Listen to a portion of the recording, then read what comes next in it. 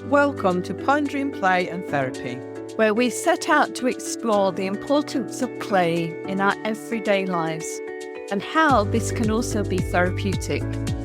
We'll be discussing our own experiences in the hope that others may ponder play in their own lives too. Welcome to this week's episode with me, Philippa. And me, Julie. And this is another episode in our series about regressive play. This episode is about frightening play. And Philippa, you start us off with this. And so we've thought quite a bit about when children play younger than their years. And our last episode, we talked a lot about the expectations that we place on children's development and where they should be. And this week, we want to think about when play can be frightening for children. And this is quite a vast topic as well. And we are aware that sometimes play can involve inappropriate touch and sexualized behavior. We're not going to talk about that in this episode because we feel that that is probably an episode in itself and one that we need to be really thoughtful and mindful about. So we want to acknowledge that that is part of frightening play, but it's not something we're going to cover in this episode. We are going to look at other ideas around frightening play. Or dangerous play, or play that doesn't feel good. So that could be quite a continuum from just it feels a bit yucky, it feels unpleasant, it feels forced in some way, right down the continuum to absolutely terrifying. You know, my life is going to end in this play. And so we're looking at that whole spectrum of when play doesn't feel fun and play is actually moving towards fear that is grossly unpleasant, and the player, or certainly one of the players, wants that play to stop and it doesn't stop. So that's the realm we're going to be thinking about today.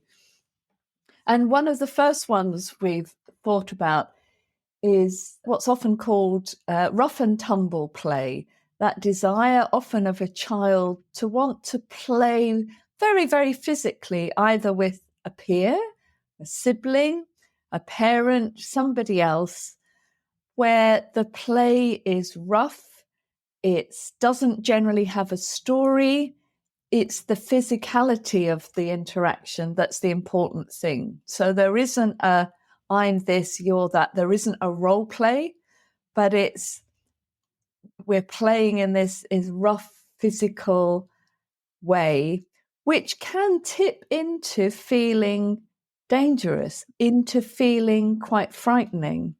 Well, children and young people and teenagers do that kind of play, don't they?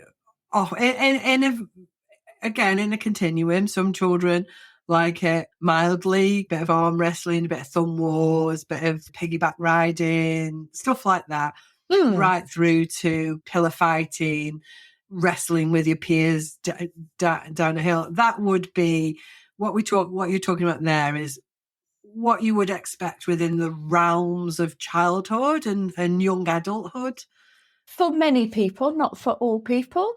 And for some children and young people more than others. Some don't want to go anywhere near that. Some, that's their main way of playing and interacting with one another. That just, bumping along the street together, pushing into one another, holding hands, but kind of quite tightly or in a playful way and swinging arms one way or the other. But usually that sort of play feels safe enough because both parties have agreed, or if it's more than two parties, all of those. But let's just say there's two involved in this. It's not spoken about often and agreed, but there is an agreement that we're starting this, we're ending this. There are boundaries, it's contained.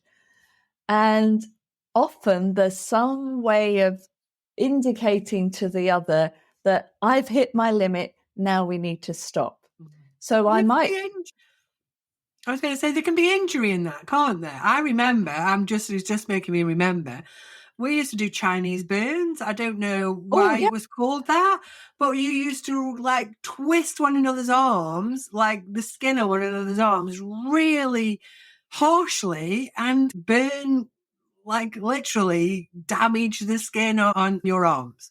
Mm. And that was a form of play. And I remember doing that at school. And so it's not just about, I suppose what I'm saying is there can be injuries that occur within that agreed format of play. Yeah, I mean, I hadn't thought about Chinese burns for a long time. And as you say, I don't know why it was called Chinese burns, and I wouldn't use that term now. But yeah, that twisting of the skin on your wrist for a sort of temporary ouchness that then disappeared very quickly. And we seem to agree it with our peers. You'd offer your wrist to somebody else for them to do that. And slapsies, did you do that where you put your hand and you slap the other person's Mm. hand? And Mm. it was whoever could stay there the longest. And sometimes your hands would be really red and bruised. And there's a point where you withdrew and like, that's enough for me. And that was it. You were kind of in control of that. And Yes. Well, I I guess, suppose as you're saying this, I don't know that everybody will agree that that's okay. There will be lots of families and lots of schools and lots of professionals will say that's not okay to harm another person. well, So, I suppose what I'm saying is as children, we engage in that play, whether it's right or wrong, we engaged in that play and there was an injury to it. Do you know what I mean? Certainly I did. I played those games. I was in control of that and there was an injury to it. But it wasn't frightening for me. I guess sport, I suppose I'm just putting into context that we can have some quite aggressive play where there's injuries. So, if you think about rugby or hockey, you can get some injuries. But I suppose I'm thinking is there's that agreement through the people participating, that they are okay with that. They're involved in that. They have some control of that. And that is all that kind of rough and tumble physical play. yeah, I mean, I think what we're saying about the Chinese burns or the slapsies is the intention is to hurt. That is the purpose. Whereas playing hockey, playing rugby, playing rough and tumble play, the intention is not to hurt. And I think I would sit more on the side of having rough play or a rough sport where there is another intention to score a goal, to enjoy physically touching another person, but without the agreement to injury. So I think you and I might have different views on that. I mean, I'm thinking about that, how the parties involved, whether it's a sport or a playground game or something on the sofa at home, there are agreed rules, whether they're spoken or not. Sometimes the rules and the boundaries are created over time. In a game of hockey, of course, they're written down, they're agreed, and somebody is umpiring that, refereeing that. On a game of rough and tumble at home, that might be developed over time between siblings or between parent and child, carer and child. This is how far each of us will go. And at this point, we will stop. So there's the no, no, no, no, no, no. And then there's the final no that says, I need you to stop now. And I'm fascinated by how well that seems to work for so many families, for so many sibling groups, where they do engage with what can look like a sort of Tom and Jerry cartoon of rough and tumble, very, very physical play, and yet there is a point where it stops. Occasionally, a parent needs to intervene and do the stopping, but often I wonder if parents or the adult involved as the onlooker, intervenes earlier than those who are involved in it want to finish. I think those who are in it often know where their limits are, but from the outside it can look worse than it feels inside. And I'm remembering situations with family members when they were younger. I certainly wouldn't be able to do that with them now. Wanted to play a game, something like prisons. And they'd say, right, I'm in the prison and you've got to put me in prison for 100 years. I go, oh gosh, that's a long time. You must have done something really bad. Yeah, I have. And they would lie on the sofa and I would have to put cushions on top of them and then sit on top of them. I mean, I'm not of a great weight, but I will always be a greater weight than a 7-year-old or an 8-year-old that wanted me to sit on them and then count the 100 years, 10 years, 20 years, 30 years. So there was a limit that we had both agreed within the play. I'm going to sit on you for 100 years. Now, I was partly leaning on my hands. I knew I wasn't giving my full weight to them. And they were prone, they were supported on the sofa. But that young person, that child really wanted the pressure, the deep, deep sensory pressure of somebody sitting on them and pushing right into them. I remember playing that game over and over and over again. And then next time it'd be, I'm in prison for 200 years, then 300 years, then 1,000 years. And then by the end of that play, my memory is that that child would be in a much, much better physical state. Their body had been pushed and massaged really through that play. And then it was almost like they knew, that young person knew, I need my body to be contained, to be interacted with, to be squashed, to be pushed against in order for me to feel more in my body. So that's another type of sort of rough and tumble play, but that is within a story.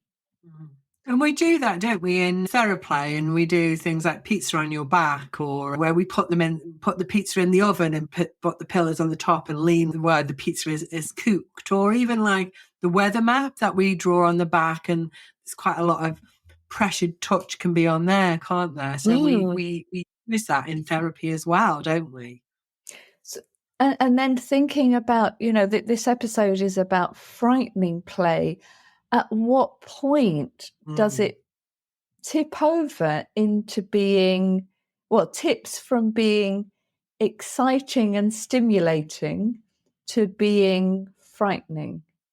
So my example of the child on the sofa, if I had bounced on the child, if I had gone beyond the 100 years, if I had added more cushions than they were expecting, if I had sat on their face, if I had then taken the play beyond what we had agreed within the story, that could tip from being exciting and stimulating to being frightening.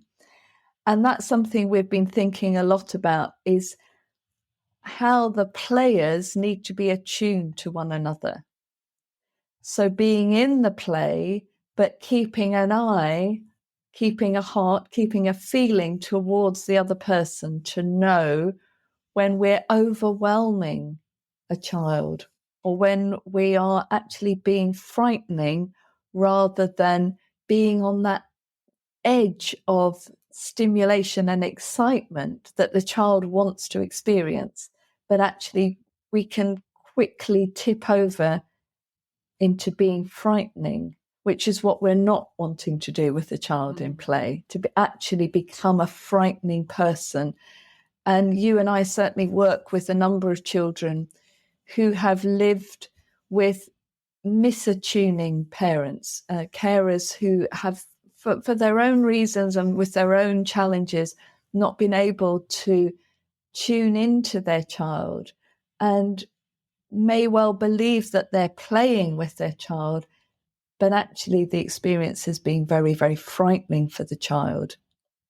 I mean, terrifying, absolutely. This adult has become more than a play partner, has become a sort of monster in my experience. And so when we play with that child who's perhaps by that stage living with a different parent, living with a different carer, and we move towards some of this rough and tumble, deep touch play, it can very, very quickly send a child into fear, and we become the fearful adult again. That their memory associates that touch or that pressure, that rough and tumble play with being terrified. And so we're constantly making a judgment as to how far I can go. And I don't know if you do this as well. I go very, very slowly into that with children who I know or I suspect have experienced very frightening play with their early carers, and so being an attuned adult, an attuned player, is a real skill, and it happens over time, gradually, as we get to know each child, and as each parent gets to know each of their children. A parent may have 2 or 3 children, and each child needs something different. Oh, I can throw that one in the air and catch them, then sit on them, then roll them down the hill, and it remains great fun for both of us. This child, oh, I can hold their hand and skip in a circle with them, but I can't lift them up and throw them around because that tips them into fear. And so knowing even within a family, different siblings, different children need different types of play. Philippa, you were going to talk a little bit about your experience of video games and how playing video games might tip a child into fear with playing that is beyond that excitement and stimulation. I think for many parents, grandparents, aunts, uncles, technology is both a gift. We wouldn't be doing this if we didn't have the technology. It's also a minefield, I think. And quite rightly, games and movies are given age ratings, aren't they, from you right through to 18. And children and young people always want the next thing, don't they? They always want to be older than they are. They always want to experience more because they can see that within their peer group, and they don't understand, because they're children, the implications of seeing something, witnessing something, being part of something that their brain and their body isn't quite ready for. And I think video games often, and movies, can be part of that, can't they? So there's things like Call of Duty and Destiny and lots of different games that are rated 18, but they are very popular. And if you watch YouTube, there's loads of players, loads of content all about these games. And I think for parents, it's a constant battle for some children who are into gaming about actually stick with the age-rated games, whether that's Roblox or Minecraft or whatever it is. But if you've got older siblings or peers who are at school who are playing these games, I think for parents it can be a battle about how do we help them to be socially accepted and within this peer group that are playing video games, and part of that and being able to have those conversations, but also protect them from the violent and explicit content that are in some of these games. There are games that look at prostitution and killing people and stealing things, and a lot of these can be online as well, where you play with other players, and I guess lots of those other players are going to be 18 plus because that's what the game is, and that in itself can be very frightening and overstimulating in a way that I often wonder if children can comprehend, and the impact that can have. And I think it's a minefield. It's an absolute minefield, but they are rated, these ratings, because at 8 years old, how can you conceptualize and process the information that you're receiving. And when you're playing what they call first shooter games, where you're actually controlling the gun and you're blowing somebody's head off and you see the blood split out and the person die, that is hard to process, I think, when you're a child. It's hard to process as an adult, I would think, but you have more capacity to do that, don't you? And I think it's a minefield for parents. It's a really difficult thing to be able to walk that line about where is this content. There are other children watching it. There are older siblings. They can access the internet. They can access YouTube. How do you boundary that? But the impact of that can be quite significant. So this is an area I don't know so much about. I know you are a gamer. You play much more than I would play on video games. It's not within my experience. Are you saying it's something? My understanding is it's actually to do with how visuals and how sound comes into the brain. And as an 8-year-old, our brain is built in such a way that receiving those images and those sounds, that violence coming in, it stays around in the brain in a very different way to an older child or a young adult, an 18, 19, 20-year-old whose brain is more mature. So there's something about the way the information, the way the story, the violence comes into the brain and the developmental stage of that brain. That's my understanding. But it's also making me think about within, say, my playroom, I don't have swords. I have chosen not to have swords, partly because they can only be one thing. That's not entirely true. But, if I've got a shape that looks like a sword, it gets used as a sword. And I try as much as possible to have equipment in the room that can have many, many, many uses. So I have those swimming noodles, those big, long sort of tubes of foam. They're about 6 foot long usually. I cut them in half and then it becomes 2 potential objects to be lots of things. And indeed, they have become lots of things, but there are 4 of them in the room and they are often used as swords. It's very hard to hurt somebody with them, but you can really get a lot of energy into them. And I have lots of younger children, 7, 8, 9-year-olds, middle childhood children who play very, very violent games with those swords. And the story is about shooting, is about attacking, about killing, about chopping off my head. The stories in the doll's house are often very violent. Now, what I don't understand is why seeing that on a screen, and this is for me to go away and learn more about, why seeing violence on a screen is perceived, I think, as more dangerous than a child creating that story from within themselves in their play. If I look out in a school playground, there will be children running around shooting each other and killing each other and pretending to steal each other and take them off to dens and put them in prison. And I think that sort of play has gone on for hundreds of years. Even before shooting was a possibility, it would have been killing, harpooning, spearing.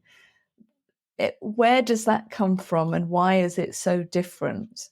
Why are we so frightened as adults about video games compared to the games that, in my experience or my observation, is that children create anyway, whether they've ever seen a video game or not? Yeah, I think the difference is that you're playing in connection and in relation to somebody else, aren't you? When you're on a video game, you're looking at a screen and there's a constant feed of it. And there's a constant stream of aggression and violence that's going on. And you get instant rewards. So it's a real feel-good thing. Whereas when you're playing those games, when there isn't anything wrong with children playing those games and playing them out when they're in relation to their peers, because there's a negotiation to it, there's a connection with it, you can see if you've hurt somebody or not hurt somebody. Blowing somebody's head off when you're 8 years old with a rifle, seeing it explode, and then you just carry on walking on. I suppose for me, is what information are we getting from that? When you're hitting your friend with a noodle or even with a sword, or you're shooting them with a gun, there's a level of empathetic development that you're creating. And if you're playing that with another adult, they're ensuring that you're okay within that play, that you're okay, that the other person's okay. So you're role playing these things out, which is really important to do. But there's a context to it. There's a relationship to it. There's a safety within it. When you're sitting on a screen and you're machine gunning, or you're getting women in the street to go and sell them to somebody else in a car, there's an impersonalization to that.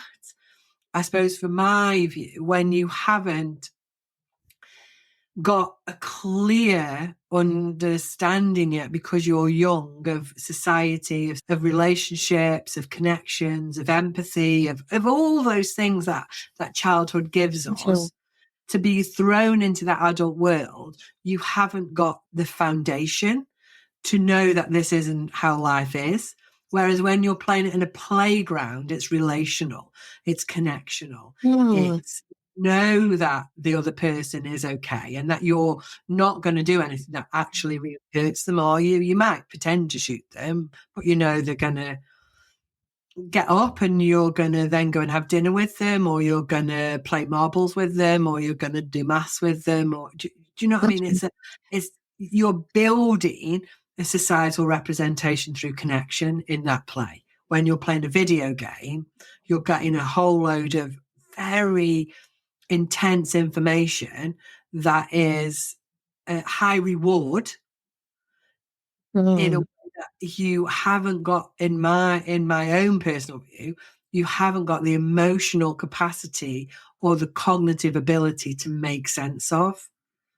And that's the difference, I think.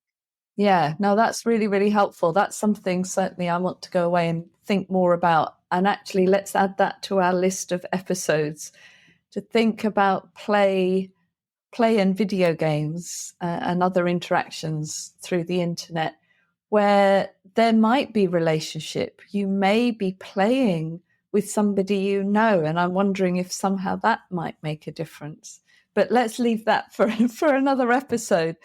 We wanted to have a think as well as physical play. So we've thought today about the rough and tumble play, the sitting on, the massage, the playing with bodies in safe but moving towards frightening experiences, and the boundaries of that. And Philippa's just helped us to think there about playing and video games, and the difference between the video game and playing sword fighting in a playground, and is there a difference there? But we also wanted to think about wordplay, where there is no touch, where there is no story, but there's a sense of being playful with words. And certainly I come from a family where we play a lot with words. I don't know how that ever came about, but as a group of siblings and others in our extended family, words are a big part of how we banter and play together. And I think, Philippa, that's part of your experience as well in your family, that wordplay is part of your enjoyment with those close to you.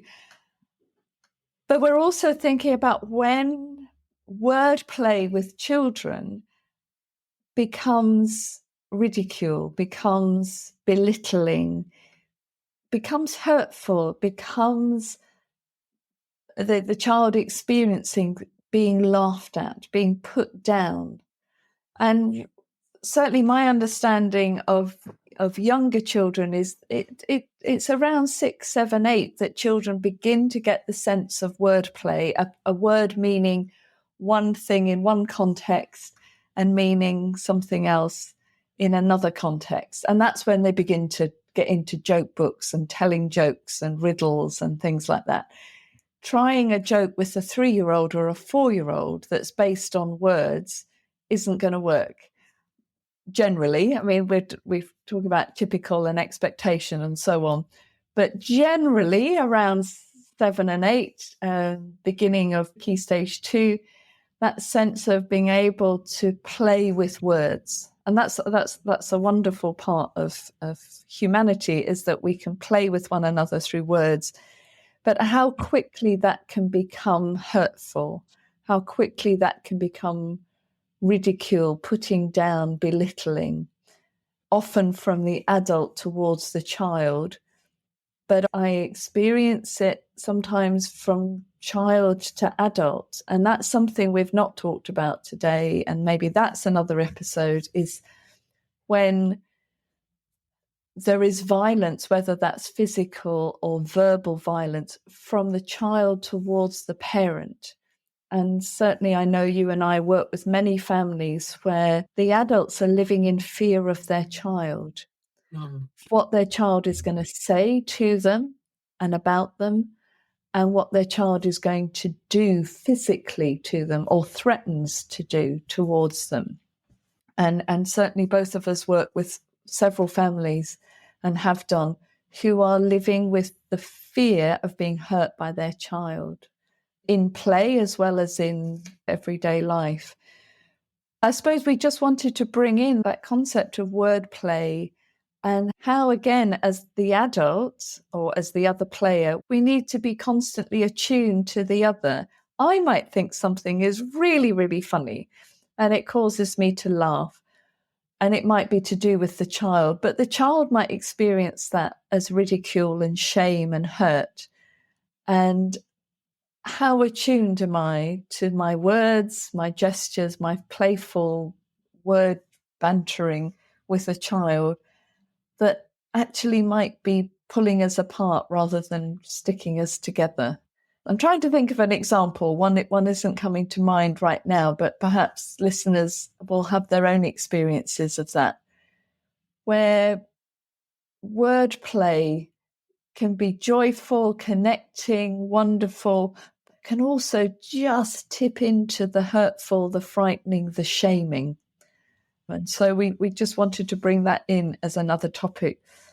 Yeah, go ahead, sorry. I was going to say, I think also that sometimes children can experience being put down and denigrated and that, can't they, by adults that maybe sometimes do it on purpose because for whatever reason there's something going on for them. And other times it might be that the parent or the carer or whoever it is feels like they are equipping the child or the teenager for later life because life's not fair and life's hard. So, it can just things like, well, why can't you do that jigsaw? A 2-year-old could do it and you're 7.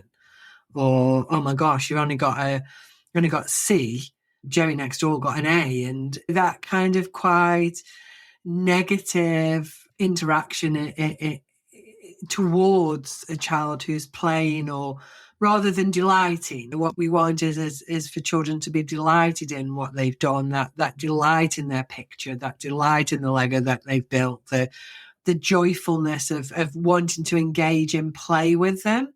Yes, I'd love to eat your pretend biscuit, or I'd love to jump in these puddles with you, rather than don't be so silly. You're old enough to know better than that. And that actually can be quite shaming for children, and it can lead to significant self-doubt and low self-esteem and anxiety, really, about what is somebody going to say. And, well, I'm not going to show anyone my picture because they're not going to like what I've drawn. And therefore, when they go to school, they don't ask for help because it feels like they will be told off or shamed for not knowing something.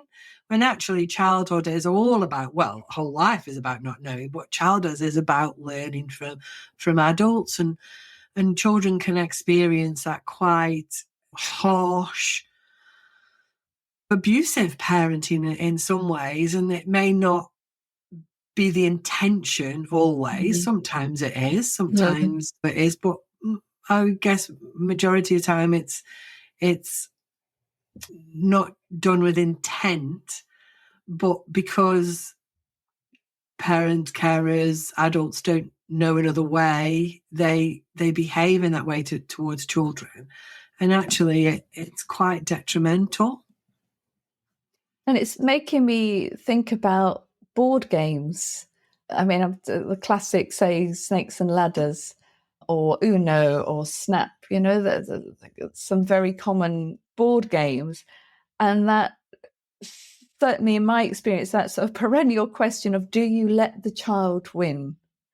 Do you let the child have an extra go? Do you let the child have the satisfaction of winning, even if they haven't stuck to all the rules? And there will be lots of different camps on that. There's well, no, let's play exactly to the agreed rules. And if the child wins, they win. And if they lose, they lose.